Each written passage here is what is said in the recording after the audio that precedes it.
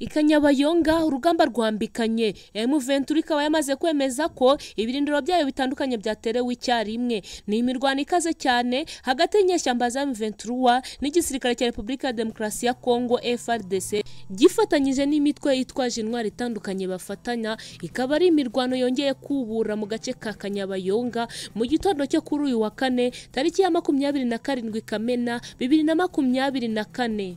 Ni mu gihe kandi intare za Sarambwe zikomeje kuvugisha amahanga yose kuko i New York muri Amerika akanama k'umuryango ku isi kiza ku kibazo cya KANYABAYONGA na M23. Ni inkuru zigezweho kandi zikomeye tugiye gusesengurira hamwe. Bana natwe ukanda subscribe ni kuri uwo buto w'umutuku ukore no kunzogera tubane mu makuru atandukanye tubagezaho. Nguhaye ikaze.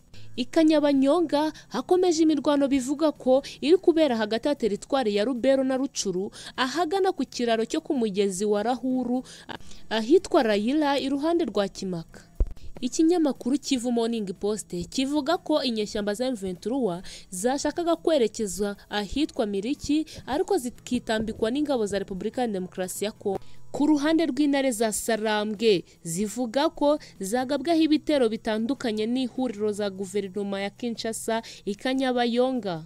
Bikaba byashimangiwe n'umuvugizi wa M23 Liyetona Colonel Wiringoma abinyujije kuri Twitter yagize ati ihuriro rya guverinoma ryatereye icyarimwe ibirindiro byacu kuri X ya KANYABAYONGA basanga nk'intare turi maso kandi turirwanaho turinde n'abaturage mu buryo bwa kinyamwuga. Naho akanama k'umuryango w'abibumbye gashinzwe umutekano kangaragaje ko gahangayikishijwe cyane n'igitero cyagabwe n'umutwe wa M23 muri KANYABAYONGA. Aka kanama k'umuryango w'abibumbye gashinzwe umutekano kagaragaje ko gahangayikishijwe cyane n'igitero cyagabwe n'umutwe wa 23 mu matariki yo kuwa 23 Werurwe 2024. Icyo gitero kikaba cyari kigamije gufata KANYABAYONGA. Iki gitero kikaba cyarateye ubuhunzi bw'abana 350 mu cyumweru gishize kandi kigahagarika ibikorwa by'ubutabazi na serivisi zo mu bitaro.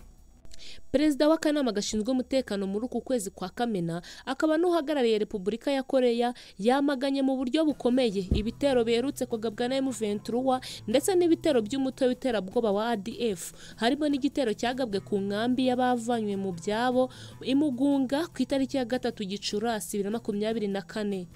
Mu kiganiro yagiranye n'itangazamakuru yagize ati iri hohoterwa ryateye ingaruka abasivile benshi ndetse n'ingabo z'amahoro zari ziri mu butumwa bwa MONUSCO zarahakomerekeye. Abagize akanama Karoni bihanganishije byimaze y'imiryango y'abahohotewe kandi yifuriza abakomeretse gukira vuba, kandi bakomeje bagaragaza ko bahangayikishijwe cyane n'ingaruka z'ibi bitero kuko byahungabanyije umutekano wa Kongo Kinshasa n'akarere muri rusange. Inama njyanama yakomeje kwamagana igitero icyo ari cyo cyose cyagabwa ku bari mu butumwa bw'umuryango w'abibumbye bushinzwe umutekano muri Repubulika ya Demokarasi ya Kongo.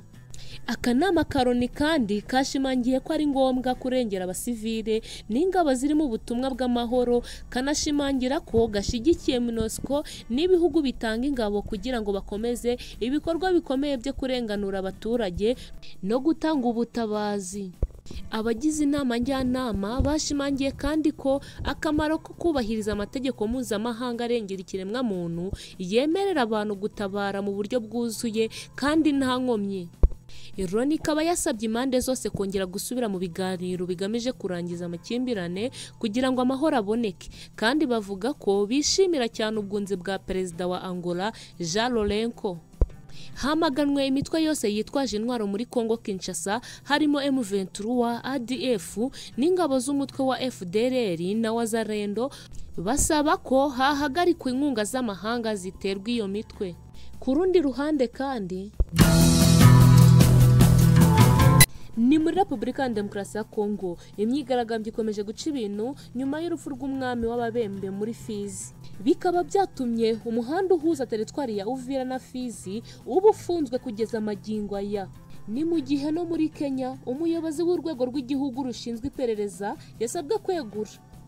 Tugarutse ku butaka bwa Kongo, OMS yamaze kwihanangiriza Repubulika ya Demokarasi ya Kongo kubera ko batatswe n'icyorezo. Abaturage benshi bakaba bakomeje kuhasiga ubuzima bazira icyorezo cy'ibibembe. Leta irebera. Tudatinze reka turamburire hamwe aya makuru tumenye ngo byifashe bite. Bana natwe ukanda subscribe kuri buto y'umutuku, ukore no kunzogera kugira ngo ujye uhora ubona update duhora tubagezaho. Nguhaye ikaze. Kuwa gatandatu tariki ya 22 Kamena 2024 nibwo umwami w'ababembe witwa Simbi Charles yishwe n'umusirikare wa FRDC. Ibi bikaba byarabereye mu gace groupement ya Babungwe muri segiteri ya Tanganyika mu ntara ya Kivu y'Amajyepfo. Bivugwa ko intandaro y'urupfu rwa nyakwigendera ni umusirikare wa FRDC waje avuye kuri bariyeri yahitwa Mboko, asanga komanda we yitonganya kubwo umujinya yari afite w'amafaranga bari bambuye abaturage, ngo ariko komanda akaza kuyarya wenyine naho abasirikare bato. Ubwo uyu musirikare wari warakaye yazaga guhiga komanda we ngo amurase, yamusanze ari kumwe na umwami w'ababembwe ndetse n'umwamikazi, bose arabarasa, akaba yarabicanye n'uwo mukomanda wari ayo mafaranga.